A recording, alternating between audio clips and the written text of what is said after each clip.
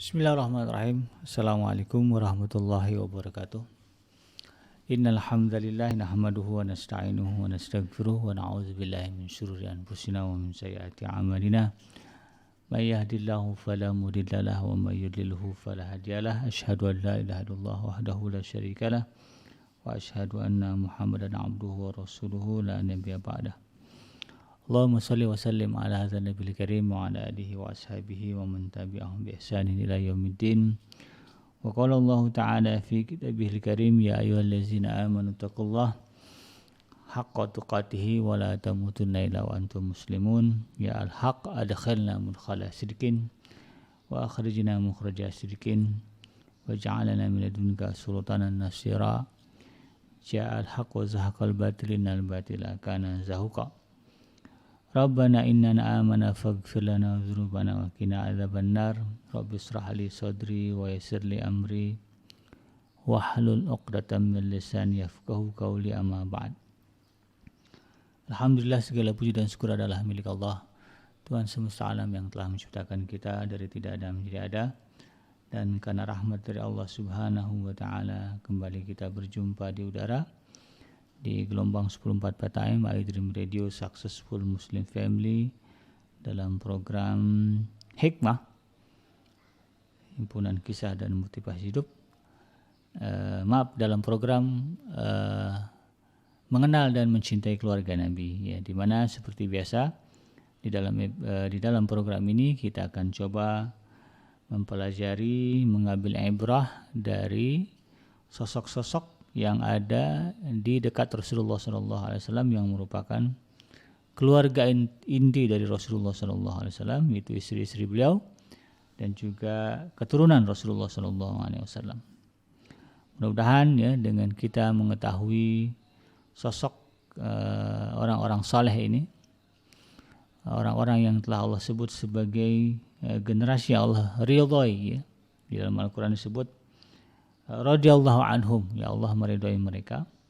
Mudah-mudahan kita juga yang menjadi orang-orang yang mendapatkan keridhaan dari Allah Subhanahu wa taala ketika kita meninggalkan alam dunia ini, insyaallah. Tidak lupa kita baca salawat dan salam. Allahumma salli ala sayyidina Muhammad wa ala ali sayyidina Muhammad. Assalamualaikum ayuhan nabi wa rahmatullahi wabarakatuh. Semoga Allah terima salawat dan salam yang kita baca dan dilimpah curahkan kepada para nabi, para rasul, wabil khusus Rasulullah Muhammad SAW, Nabi dan Rasul terakhir yang Allah utus ke alam dunia. Dan mudah-mudahan kita dicatat sebagai orang yang akan berbahagia, bisa bertemu dengan Allah Subhanahu wa taala dalam keadaan sejahtera, dijauhkan dari api neraka, dimasukkan ke dalam jannahnya, dan dipertemukan dengan Rasulullah SAW di tepi sebuah telaga yang sangat indah, di bawah sebuah pohon yang sangat rindang. Amin ya rabbal alamin, insyaallah. Sahabat iDream yang dirahmati Allah, setelah di episode sebelumnya kita mengkaji, ya, sosok istri Rasulullah SAW yang ketujuh, ya, melalui buku yang ditulis oleh guru kita, yaitu Al-Ustadz Abdullah Haidar LC, yaitu istri dan putri Nabi, mengenal dan mencintai keluarga Nabi. Kita sudah membahas tentang istri Rasulullah ketujuh, yaitu Sayyidah Zainab binti Jahsy, ya. Dan kita sudah melihat, ya, bagaimana keistimewaan dari sosok Sayyidah Zainab binti Jahsy ini. Dan pada episode kali ini kita akan coba melihat istri, ya, sosok istri Rasulullah SAW yang ke-8, ya. Yang ke-8 yaitu Sayyidah Juwairiyah binti Al-Harith, ya. Nah, sahabat iDream yang dirahmati Allah dimanapun Anda berada, Sayyidah Juwairiyah adalah putri dari kepala suku Bani Mustalik, dan ayah beliau, ya, sesuai dengan namanya tadi, ya, Sayyidah Juwairiyah binti Al-Harith, ya. Ayah dari Sayyidah Juwairiyah adalah Al-Haris bin Abi Dirar bin Habib Al-Mustalik Al-Khuzai. Sekali lagi saya ulang, namanya adalah nama ayahanda dari Sayyidah Juwairiyah adalah Al-Harith bin Abi Dirar bin Habib Al-Mustalik Al-Khuzai. Nah, sebelum Sayyidah Juwairiyah menikah dengan Rasulullah SAW, ya, jadi Sayyidah Juwairiyah ini juga seorang janda. Ya.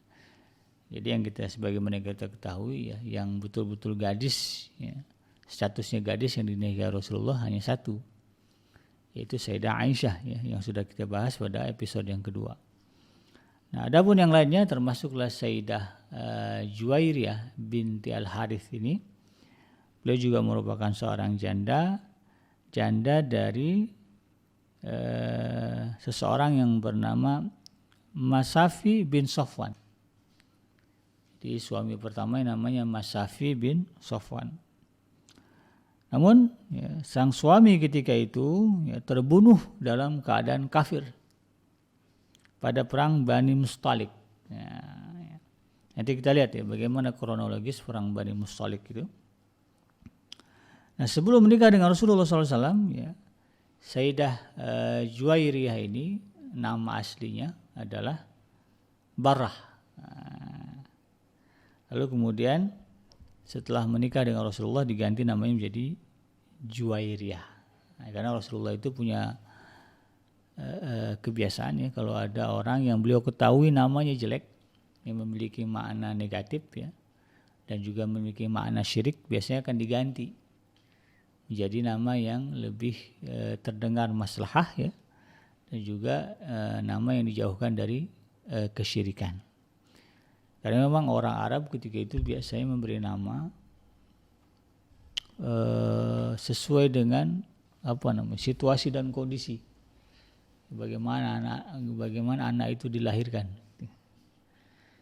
Ya, ada juga ya di sebagian masyarakat kita yang memberi nama, dulu sih, kalau sekarang jarang lah. Dikasih nama anak sesuai dengan kondisi dan keadaan yang sedang terjadi. Kalau lagi tsunami, anaknya lahir dikasih nama, kalau perempuan Siti Tsunami. Ada ya di Aceh kalau nggak salah, apa di mana, ketika peristiwa besar itu terjadi, akhirnya anak dikasih nama Siti Tsunami. Seharusnya kita ketika memberikan nama, terutama nama anak, ya, tidak berdasarkan itu, ya, tetapi lebih kepada makna, ya, kebaikan dari maknanya. Karena nama itu kan doa. Orang tua ketika memanggil anak, kalau dipanggil nama, kalau makna arti nama anak itu baik, ya, maka jadi doa. Ya, ingin anaknya dipanggil orang sebagai orang terpuji, ya, sebagai anak yang menjadi orang yang terpuji, dikasih nama Ahmad. Ya, panggil lengkap Ahmad, jangan dipanggil singkat Mat. Ya, nggak ada artinya mat itu. Mamat kadang-kadang, mamat artinya mati. Nah, jadi maknanya berubah dari orang terpuji jadi orang mati. Nah, ini kadang bisa jadi, ya, ada segelintir, kalau kita lihat ya di dalam catatan kriminal yang ada di tanah air kita, ada orang-orang yang ditangkap polisi karena tindakan kriminalnya, yang mencuri, membunuh dan sebagainya. Namanya kadang-kadang ya sedih juga, ya. Pakai nama Nabi, ya, Muhammad, ya, ada Abdullah, nama-nama bagus. Kenapa bisa begitu, ya Allah alam, bisa jadi, ya, orang tuanya memanggilnya tidak sesuai dengan nama baiknya, ya. Ya kayak tadi namanya Muhammad dipanggilnya Muhammad, nah, kan jadinya negatif, ya, maknanya. Nah, ini yang kemudian juga harus kita pahami dan kita sadari sebagai bagian dari sunnah Rasulullah SAW, ya, memberi nama yang baik, ya, kepada anak-anak kita, dan menyebutnya dengan sebutan yang baik juga, ya, jangan dirubah-rubah. Kalau dikasih nama Ibrahim, ya panggillah ya Ibrahim, hai Ibrahim, jangan dipanggil Ibra, ya, atau Abra, ya, atau Bram, ya, kan jadinya nggak sesuai. Kalau anaknya dikasih nama Ismail kan artinya bagus, ya, artinya orang yang didengar Tuhan ucapannya, Ismail. Panggil lengkap Ismail, jangan nanya Mail aja, ya. Nanti maknanya jadi berubah. Itu ya yang harus kita pahami. Ya, dan tidak juga mesti bahasa Arab ya. Bahasa apa saja yang penting maknanya positif ya. Karena ada kita kan ngasih nama pakai bahasa daerah kita ya. Pakai bahasa Arab, ada juga yang ngambil dari bahasa Inggris ya, bahasa asing maksudnya. Ya, itu tidak masalah, yang penting memiliki makna positif. Nah, sahabat yang dirahmati Allah, ya sekali lagi dikatakan bahwa nama asli Sayyidah Juwairiyah sebelum menikah dengan Rasulullah adalah Barah ya. Nah, bagaimana latar belakang dari pernikahannya dengan Rasulullah SAW? Ya. Jadi begini ceritanya.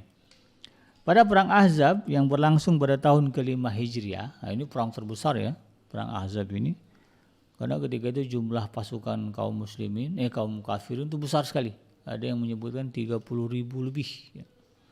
Karena mereka menghimpun seluruh orang-orang Arab ya, suku-suku Arab, baik yang pro maupun kontra ya, kepada orang Islam, dikumpulkan semua. Dan kemudian dibuat pasukan besar untuk menyerang kaum muslimin, dan itu dianggap sebagai peperangan yang memang istilahnya penghabisan lah ya.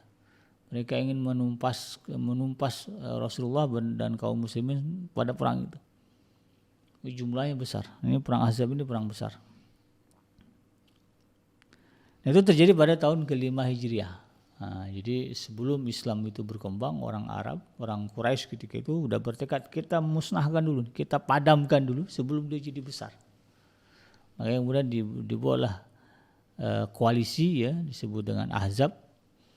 Ya, maka kemudian mereka datang menyerang kota Madinah, dan qadarullah ya, sebagaimana Allah janjikan ya, bahwa Allah akan membela orang-orang yang beriman. Jadi tidak kemudian gagal ya serangan kaum kafir Quraisy ketika itu, karena ternyata mereka terkejut ya. Kan ketika mereka datang itu bukit-bukit dijaga kan sebagai benteng ya oleh kaum muslimin ketika itu, dan mereka kemudian melipir yang sudah tahu peta gitu ya, melipir ke wilayah lembah, sehingga bisa masuk Madinah gitu. Ternyata begitu masuk wilayah lembah, mereka kaget. Kenapa? Karena ternyata lembah-lembah itu sudah terbentang parit atau Khandaq ya. Nah, ini perang Ahzab ini disebut juga perang Khandaq ya. Ide dari Sayyidina Salman Al-Farisi. Akhirnya kemudian mereka tidak bisa masuk kota Madinah, dan mereka memutuskan untuk mencoba bertahan ya, istilahnya mengisolasi kota Madinah gitu ya. Jadi mereka orang Madinah ya, Rasulullah dan para sahabat tidak bisa masuk, tidak bisa keluar, dan orang luar juga bisa masuk ya, untuk memberikan logistik gitu. Diharapkan kemudian jadi lemah, nyerah, bantai gitu ya. Tapi ternyata doa Rasulullah SAW minta pertolongan dari Allah dikabulkan, dan orang-orang kafir Quraisy ya yang bersatu dalam perang Ahzab ini kemudian bukan musnah ya, mereka akhirnya menyerah karena selama 3 hari, ada yang mengatakan selama sebulan ya, mereka diterpa hujan badai. Ya, nasrun minallah, dari pertolongan dari Allah. Akhirnya kemudian mereka kocar-kacir ya, semakin melemah, semangat perangnya hilang, turun ya. Akhirnya kemudian mereka bubar.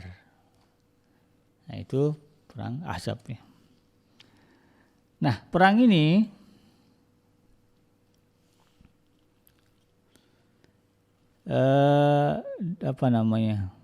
ketika perang ini terjadi ya, di tahun ke-5 Hijrah itu, Rasulullah SAW langsung melakukan perhitungan. Melakukan perhitungan kepada kaum Bani Yahudi Quraidah ya, yang melakukan pengkhianatan atas kesepakatan damai yang telah mereka sepakati. Karena Rasulullah tahu nih ya, bahwa ini kita akan diisolasi ya oleh kaum kafir Quraisy. Maka kelompok-kelompok yang berpotensi menjadi musuh ya kita yang berada di kota Madinah ini, kita harus buat kesepakatan dengan mereka. Ini kami mau perang nih ya dengan orang kafir Quraisy, dan enggak ada hubungan dengan kalian. maka kami minta, kita buat kesepakatan, kalian tidak boleh menyerang. Damailah, gitu. Kesepakatan damai. Dan mereka mengiyakan, ya. Tapi ternyata, ya, atas provokator sebagian orang-orang Yahudi ketika itu, kemudian Yahudi Bani Quraisyah ini kemudian melakukan pengkhianatan dengan menyerang dari dalam. Tapi alhamdulillah, ya, qadarullah bisa berhasil dipadamkan oleh kaum muslimin ketika itu, ya. Dan akhirnya kemudian setelah orang kafir Quraisy di perang Ahzab ini yang berkoalisi ini kocar kacir, ya, bubar, maka kemudian Rasulullah langsung menuju ke pemukiman Bani Yahudi Quraisyah, ya. Selama 25 hari, ya, Rasulullah mengepung karena kan perkampungan mereka dikelilingi benteng yang tinggi, ya. Ya, orang dulu ya bikin perkampungan itu dikelilingin benteng, ya. Sehingga kalau ada bahaya musuh, ya, mereka tidak bisa mudah masuk, ya. Nah, Rasulullah kemudian mengepung mereka dan berhasil kemudian masuk, ya, dan memberikan hukuman kepada Bani Quraisyah. Nah, pada tahun berikutnya di tahun ke-6 Hijriah, tepatnya di bulan Sya'ban, Rasulullah SAW kemudian mengirim pasukan untuk menyerbu Bani Mustalik. Hal ini, ya, kronologisnya, ya, berawal dari informasi yang sampai kepada Rasulullah SAW bahwa pemimpin Bani Mustalik, ya, yaitu ayahanda dari Sayyidah Juwairiyah, ya, Al-Haris bin Abi Dirar, itu katanya, gitu, ya, mereka sedang mengumpulkan kekuatan untuk menyerang Rasulullah. Ya. Nah, kemudian setelah meyakini kebenaran berita tersebut, ya, setelah diselidiki ternyata betul, ya, Al-Haris bin Abi Dirar ini memang berniat mau menyerang, sedang mengumpulkan kekuatan untuk menyerang kaum muslimin. Maka Rasulullah kemudian segera menyiapkan pasukannya dan berangkat menuju ke perkampungan Bani Mustalik. Dan mengetahui hal itu, Al-Haris bin Abi Dirar pun segera mengirimkan mata-mata, ya, spy, ya, untuk mendatangkan informasi tentang tentara kaum muslimin. Dan kemudian mata-mata tersebut berhasil ditangkap, ya, oleh kaum muslimin dan kemudian dibunuh. Nah, berita tersebut kemudian membuat pasukan musuh menjadi sangat takut. Jadi rupanya orang Islam gak main-main nih. Mata-mata kita ditangkap langsung dieksekusi, ya. Nah, sehingga kemudian mereka menjadi gentar dan terpecah. Maka ketika pasukan Rasulullah SAW datang menyerbu, ya, tidak berapa lama kemudian mereka berhasil ditumpas, ya, sedangkan kaum wanita dan anak-anak menjadi tawanan. Nah, dari pihak kaum muslimin tidak ada yang terbunuh, ya, kecuali seseorang tentara yang terbunuh oleh kaum muslimin sendiri yang dikira sebagai pasukan musuh, ya. Ini kesalahan lah, ya, tidak disengaja. Nah, di antara kaum wanita yang ditawan, ya, kan perempuan yang ditawan, anak-anak yang ditawan, begitu. Nah, di antara kaum wanita yang ditawan itu terdapatlah putri dari pemimpin Bani Mustalik, ya, yaitu Juwairiyah binti Al-Haris. Ya, kemudian Rasulullah SAW menyerahkan Juwairiyah di bawah kekuasaan Thabit bin Qais bin Syamash. Ya, bisa tawanan kan diserahkan, ya, kepada kaum muslimin, ya, untuk kemudian dikuasai oleh mereka. Hukumnya ketika itu begitu. Namun sebagai seorang anak pembesar, ya, berat bagi Juwairiyah berada di bawah kekuasaan Thabit bin Qais bin Syamash karena dia orang biasa, gitu. Sahabat Rasulullah orang biasa, ya, ya, dia belum mengenal tradisi Islam. Islam itu semuanya sama, ya, mau pembesar kayak mau pengecil begitu, mau rakyat biasa mungkin sama, ya, tidak ada istimewa, apalagi kalau berkaitan, ya, apalagi kalau di hadapan hukum Allah Subhanahu Wa Taala. Maka kemudian dia mendatangi Rasulullah SAW dan mengeluhkan keadaannya dan menginginkan dirinya dibebaskan dengan bayaran yang akan dia berikan sendiri. Sayyidah Aisyah mengisahkan terkait dengan peristiwa tersebut, ya. Beliau menyebut bahwa Juwairiyah berkata, "Wahai Rasulullah, aku adalah Juwairiyah binti Al-Haris. pemimpin kaumnya. Aku telah ditimpa ujian yang tidak tersembunyi bagimu. Aku telah menyepakati untuk membayar tebusan bagi kebebasanku. Maka tolonglah aku agar dapat membayar tebusan tersebut. Maka Rasulullah SAW bersabda, maukah engkau mendapatkan yang lebih baik dari itu? Aku akan membayarkan tebusanmu dan aku akan menikahimu. Lalu kemudian Sayyidah Juwairiyah pun berkata, baik, ya, artinya aku terima. Nah, kesepakatan pun kemudian ditunaikan ya, ketika para sahabat mendengarkan berita pernikahan Rasulullah SAW dengan Sayyidah Juwairiyah, mereka pun kemudian berkata, Bani Mustalik adalah besan Rasulullah. Ya, kita tahu ya bahwa pemimpin Bani Mustalik adalah Al-Haris bin Abi Dirar, ya, ayahanda dari Sayyidah Juwairiyah. Nah, akhirnya sahabat ngeh, wah kalau Rasulullah nikah dengan Juwairiyah binti Al-Haris berarti Bani Mustalik itu besannya Rasulullah gitu ya. Nah, maka setelah itu kemudian mereka pun melepaskan tawanan dari Bani Mustalik yang berada dalam kekuasaan masing-masing. Maka Rasulullah SAW bahkan memerdekakan 100 orang dari keluarga Bani Mustalik. Ya, sungguh tidak ada wanita yang lebih besar berkahnya bagi kaumnya, ya, selain dari Sayyidah Juwairiyah, ya, kata Sayyidah Aisyah binti Abu Bakar As-Siddiq. Ya. Karenanya kata Sayyidah Aisyah, mereka Bani Mustalik disebut sebagai besan Rasulullah SAW. Ini bisa ditemukan di dalam buku sejarah ya, Rahiqul Makhtum, yang ditulis oleh Abdul Malik bin Hisham. Nah, di dalam riwayat lain disebutkan bahwa Rasulullah SAW menjadikan Sayyidah Juwairiyah sebagai sahayanya. Nah, ya. Dan kemudian beliau berniat untuk menikahinya. Lalu kemudian ayahnya berkata, wahai Muhammad, engkau telah menawan putri kami dan ini tebusannya. Sungguh putriku tidak pantas ditawan seperti itu, bebaskanlah dia. Lalu kemudian Rasulullah SAW berkata, ini dalam riwayat yang lainnya, berkata kepadanya, bagaimana pendapatmu jika aku memberinya kebebasan memilih?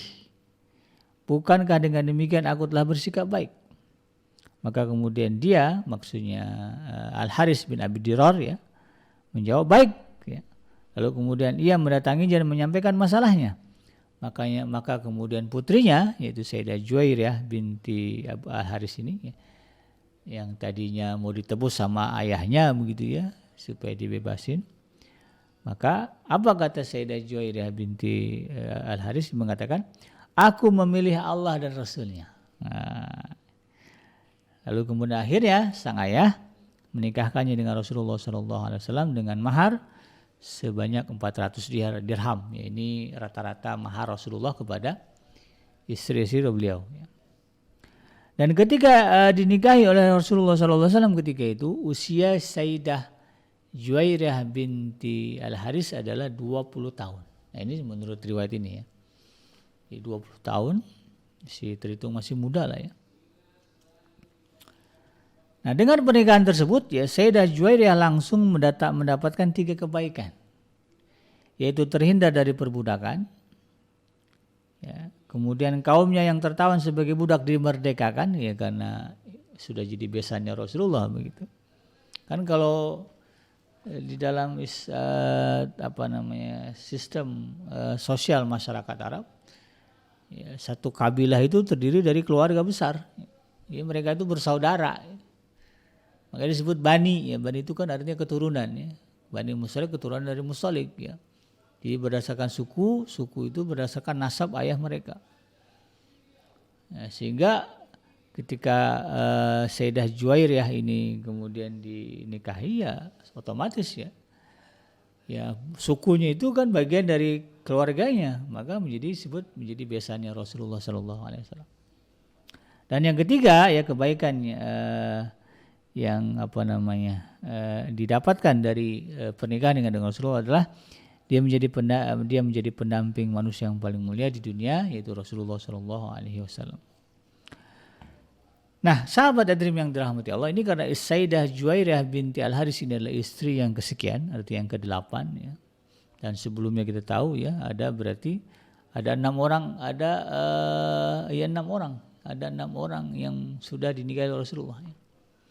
Dari mulai Sayyidah Saudah, ya, Sayyidah Saudah binti Zam'ah dengan sampai ke Sayyidah Zainab binti Jahsy, sudah ada 6 orang. Maka kemudian ya, Sayyidah Aisyah radhiyallahu anha, ya, yang dikenal dengan sifat cemburunya, ya, justru mengingat kejadian tersebut dengan hati yang berat. Nah, cukuplah hal tersebut tergambar dalam ungkapannya tentang Juwairiyah saat dia menghadap Rasulullah SAW untuk mengadukan kondisinya. Sayyidah Aisyah kemudian berkata, dia adalah wanita yang manis dan cantik, siapa saja yang melihatnya niscaya hatinya akan tertambat. Dia datang kepada Rasulullah SAW dan minta tolong kepadanya untuk membantu membebaskannya dari perbudakan. Demi Allah, saat dia muncul di pintu kamarku, aku tidak menyukainya karena aku tahu bahwa beliau akan merasakan apa yang akan aku rasakan tentangnya. Ya. Ini bisa juga dijumpai di dalam kitab, ya, yang ditulis oleh Muhammad bin Ahmad bin Utsman al-Zahabi. Jadi Sayyidah Aisyah radhiyallahu anha, ya, dengan sifat cemburunya, ya, mengenang peristiwa bagaimana Sayyidah Juwairiyah binti Al-Haris ini, ya, datang untuk kemudian ternyata menjadi istri Rasulullah SAW. Di dalam pandangan Sayyidah Aisyah radhiyallahu anha, ya, dari segi fisik, ya, Sayyidah Juwairiyah ini punya sisi itu tadi, ya, pesona yang kalau siapa saja yang melihat dia pasti hati tertambat. Nah, jadi ketika Sayyidah Juwairiyah datang mau ketemu Rasulullah dan kebetulan Rasulullah berada di rumahnya Sayyidah Aisyah radhiyallahu anha, maka kemudian Sayyidah Aisyah langsung gitu, ya, waduh. Tapi ya sebagai seorang mukminah dia tahu segala sesuatunya kembali kepada ketetapan Allah dan Rasulnya. Makanya beliau itu kemudian tidak mempersoalkan itu. Hanya secara memori, yaitu tadi, ya, agak berat lah. Nah, Sayyidah Juwairiyah binti Al-Haris ini, ya, menurut hadis yang diriwayatkan oleh Imam Muslim dan dalam sahihnya, diriwayatkan bahwa suatu hari, ya, ini meriwayatkan Sayyidah Juwairiyah sendiri, ya. Suatu hari Rasulullah SAW pada pagi hari, ya, berangkat dari rumahnya ketika dia sedang sholat subuh di tempat sholatnya. Jadi ini ketika giliran Rasulullah berada di rumahnya Sayyidah Juwairiyah. Ya. Jadi kata Sayyidah Juwairiyah, satu pagi, ya, Rasulullah meninggalkan aku sedang sholat subuh di rumah, di tempat sholat subuh. Dan kemudian Rasulullah, ya, di waktu duha beliau kembali dan Sayyidah Juwairiyah ketika itu, ya, masih duduk berzikir. Jadi dari waktu sebelum subuh lah, ya, waktu subuh lah begitu, ya, sampai waktu duha beliau duduk di atas sajadah, berzikir kepada Allah. Maka kemudian Rasulullah SAW berkata kepadanya, apakah engkau masih duduk berzikir sejak aku tinggalkan tadi? Kemudian Sayyidah Juwairiyah mengatakan, iya wahai Rasulullah. Maka Rasulullah kemudian bersabda, aku sampaikan kepadamu setelah ini 4 kalimat yang apabila ditimbang dengan apa yang kau baca sejak hari ini, niscaya akan sama timbangannya. Apa kalimatnya? Rasulullah mengatakan, subhanallah wa bihamdihi adada khalqihi wa ridha nafsihi wa zinata arsyihi wa midada kalimatihi. Artinya maha suci Allah, ya. Subhanallah, maha suci Allah, bihamdihi, dan aku memujinya. Ya, adada khalqihi, sebanyak makhluk ciptaannya. Wa ridha nafsihi, ya, dan sejauh keredoannya. Wa zinata arsyihi, seberat timbangan arsy-Nya. Wa midada kalimati, dan sebanyak tinta tulisan kalimatnya. Nah, jadi itu hadis, ya, diriwayatkan dari Sayyidah Juwairiyah. Ya, jadi ada kalimat yang luar biasa besar pahalanya jika itu menjadi amalan, diterima oleh Sayyidah Juwairiyah binti Al-Haris karena beliau didapati oleh Rasulullah SAW dari mulai pagi ya, sampai waktu duha masih duduk berzikir.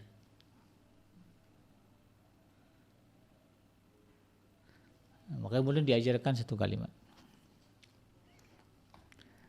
Dan suatu hari di hari Jumat Rasulullah SAW mendatangi Juwairiyah dan ketika itu dia sedang saum.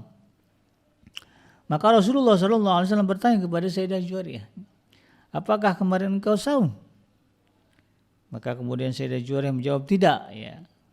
Lalu kemudian Rasulullah tanya lagi, apakah engkau besok akan saum?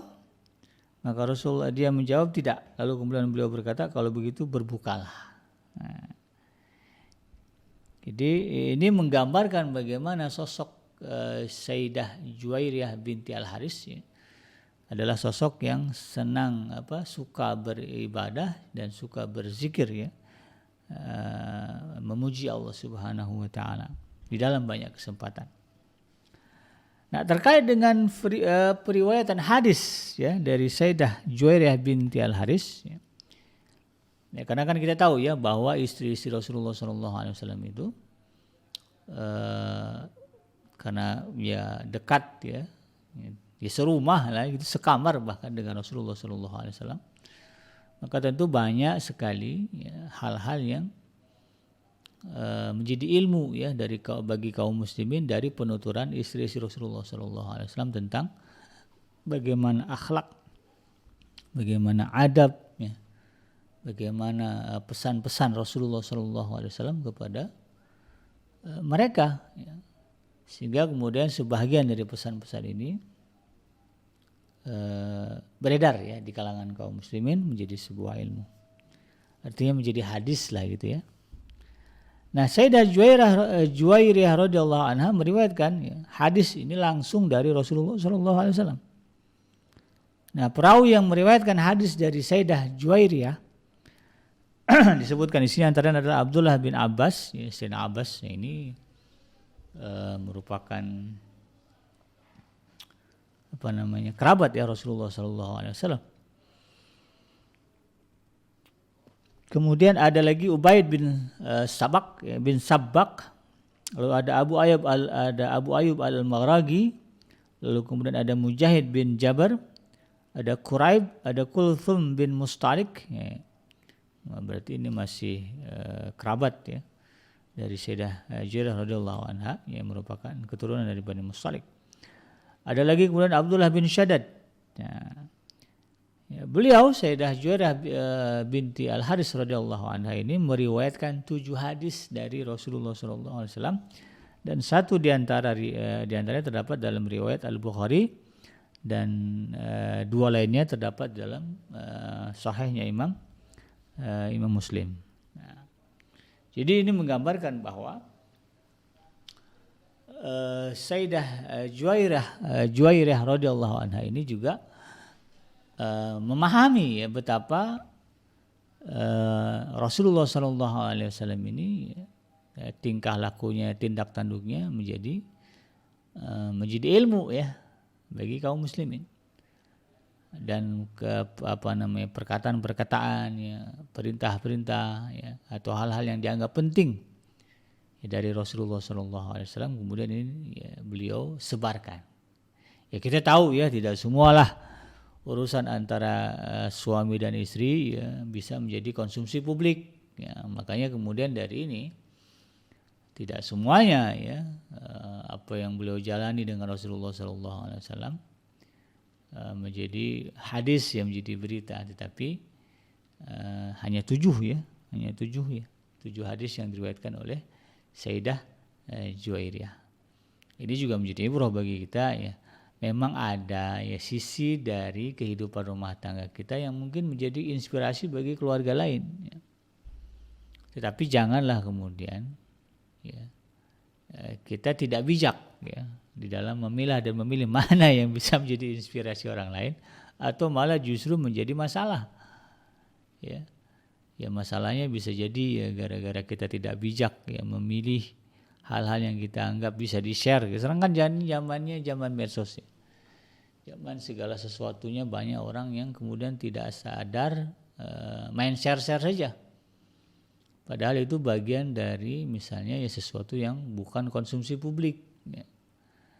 Ya berapa banyak ya para istri yang kemudian yang mengeluhkan ya persoalan nafkah dari suami di medsos begitu ya. Ya, padahal suaminya berusaha untuk menutupi itu ya dengan sebaik-baiknya, tapi istrinya merasa masih kurang begitu. Lalu kemudian heboh di medsos. Ini tidak boleh. Jadi kalau kita ini persoalannya ya sesuatu yang kita anggap aib, ya, sesuatu yang kita anggap akan menjatuhkan marwah suami, maka jalurnya bukan medsos, ya, jalurnya adalah hakaman min ahlihi wa hakaman min ahliha. Cari penengah yang ada hubungannya antara dirinya dengan suaminya. Ya, jangan cari orang lain ya, yang namanya penengah itu menjadi menjadi orang yang mencari solusi ya, bukan menjadi orang yang kemudian menimbulkan masalah. Ya, itu harus tepat ya salurannya. Karena kalau kemudian tidak begitu, yang muncul nanti ya gonjang-ganjing dalam rumah tangga. Suami merasa apa yang di-share oleh istrinya tidak layak ya, dan membuatnya malu, atau sebaiknya suami share ya tentang sesuatu tentang istrinya dan ternyata itu membuat istrinya malu ya. Ini tidak boleh ya. Jadi ini menjadi ibrah bagi kita bahwa tidak semua hal yang ada di dalam rumah tangga kita bisa kita share dan menjadi konsumsi publik dengan alasan katakanlah begitu ya, ini biar jadi inspirasi ya, karena itu tadi ya jadi masalah. Dan bisa jadi ya sahabat hadirin yang dirahmati Allah, ada sesuatu yang disebut dengan ain ya, penyakit ain. Penyakit ain ini adalah penyakit yang disebabkan oleh pandangan orang. Jadi ketika orang memandang kita, misalnya kita share ya di Facebook, di IG, kebahagiaan keluarga kita, ya, foto kita dengan pasangan, ya, dengan suasana meriah, gitu, dengan suasana yang menggambarkan kebahagiaan. Ada orang-orang yang kemudian merasa iri, ya, merasa dengki dengan itu, lalu kemudian memberikan pandangan yang menjurus kepada yang negatif, ya. Pandangan dengan penuh kebencian dan kedengkian, dan itu bisa jadi masalah. Oleh karena itu kemudian ini juga menjadi pelajaran bagi kita, tidak semua ya di dalam rumah tangga kita bisa kita share menjadi konsumsi publik.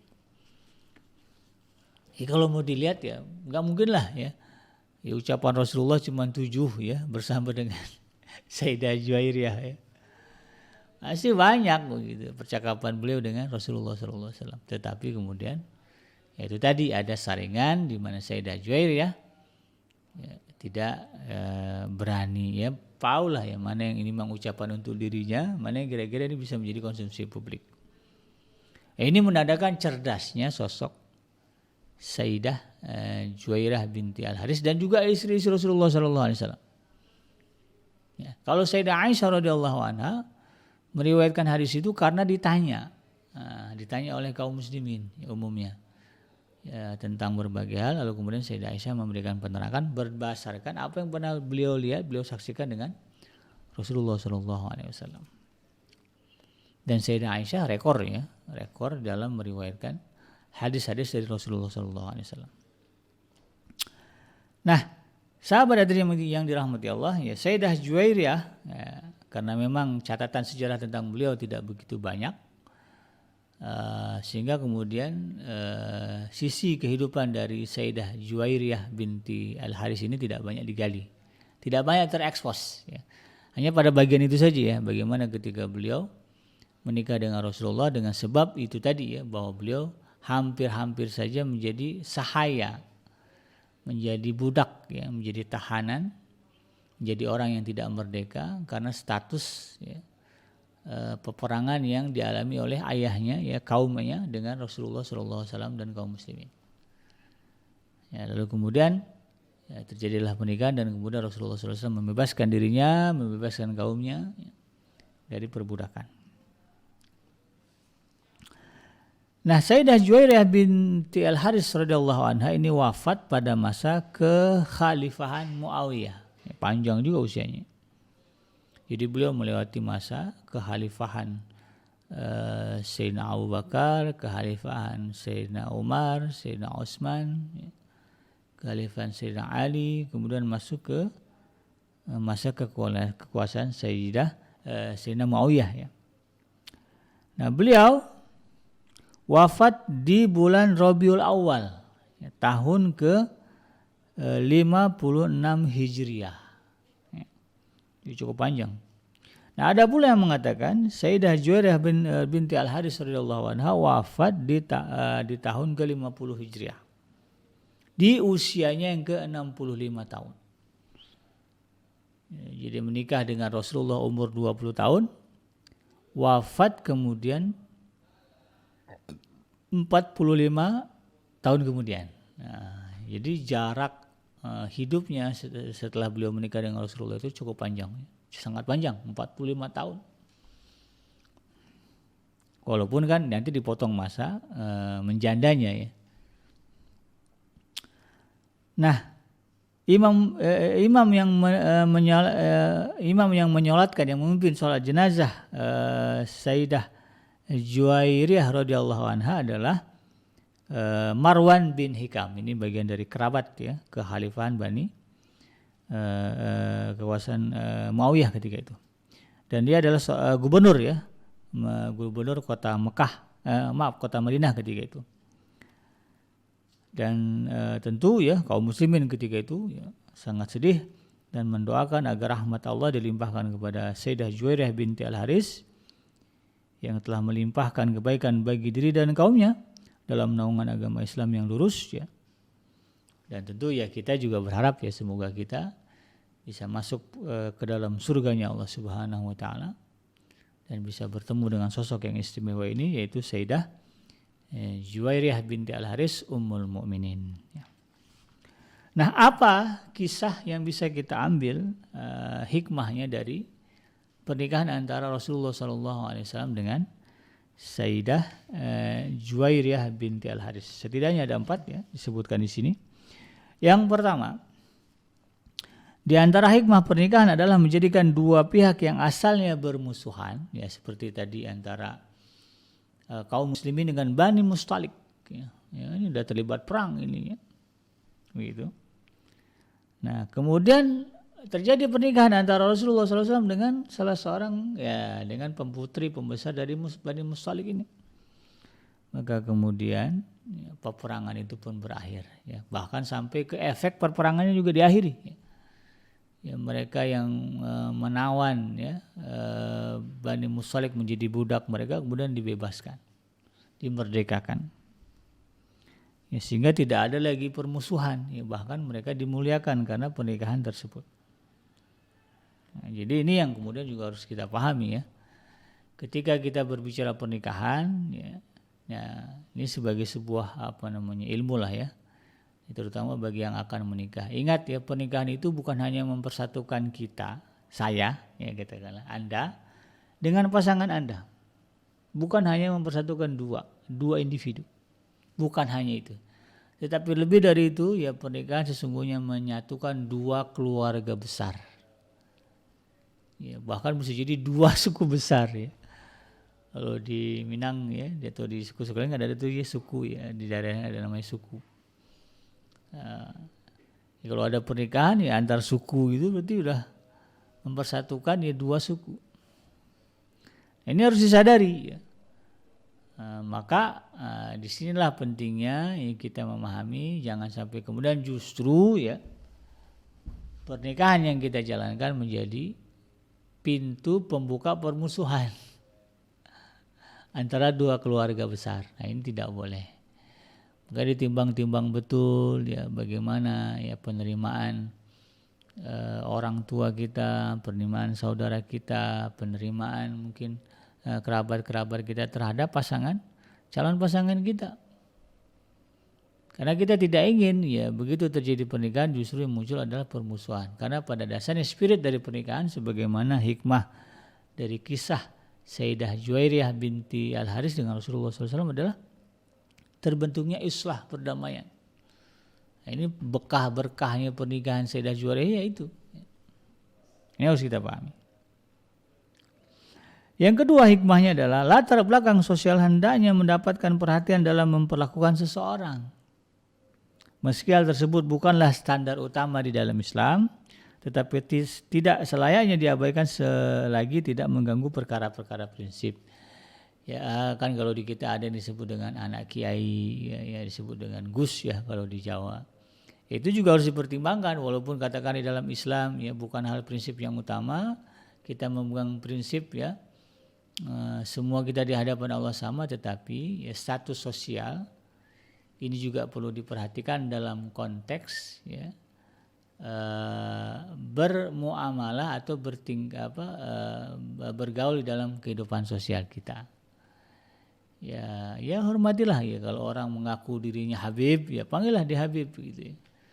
Asal jangan Habib palsu aja gitu ya. Kalau dia mengaku punya jabatan ya kita hormati jabatannya, apalagi itu jabatan publik ya. Dan kita tahu ini orang baik ya, dengan jabatan publiknya dia bisa memperbaiki kualitas masyarakat, ya kita hormati, jangan kita abaikan, jangan kita merasa I sama, nggak bisa. Tetap kita harus memandang itu, karena di dalam Al-Quran sendiri Allah sudah menegaskan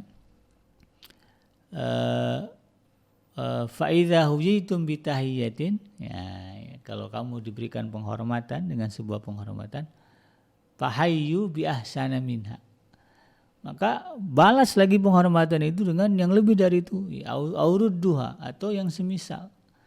Nah, ini kan menunjukkan betapa muslim ya tidak bisa mengabaikan itu tadi ya keberadaan status sosial seseorang di tengah-tengah masyarakat. Ya, tetap kita memberikan kemuliaan dan penghormatan sebagaimana yang dilakukan oleh Rasulullah SAW kepada Sayyidah Juwairah binti Al-Haris dan juga keluarganya. Yang penting itu tidak mengganggu hal-hal yang prinsip ya, tauhid, akidah dan sebagainya. Yang ketiga, hikmah yang bisa diambil dari kisah pernikahan dengan Rasulullah antara Rasulullah dengan Sayyidah Juwairah adalah kerelaan hati sebagai calon istri sangat penting. Ya. Sangat penting untuk membangun keluarga yang harmonis. Ya, meskipun memiliki wewenang untuk menetapkan, tetapi Rasulullah masih memberikan pilihan kepada Sayyidah Juwairah untuk menerima atau menolak pinangannya. Merdeka itu ya, penting. Kemudian keinginan yang kuat untuk taat beribadah hendaknya tetap dilandasi dengan ilmu agar nilai ibadahnya semakin maksimal dan terhindar dari perkara-perkara yang dilarang. Demikian sahabat Adam yang dirahmati Allah, mudah-mudahan bermanfaat. Yang benar datangnya dari Allah Subhanahu wa taala dan yang salah ini semata-mata lahir dari kehilafan dan kealfaan saya pribadi. Saya bikin pamit undur. Subhanakallahumma rabbana wa bihamdika asyhadu an la ilaha illa anta astaghfiruka wa atubu ilaik. Walhamdulillahirabbil alamin. Assalamualaikum warahmatullahi wabarakatuh.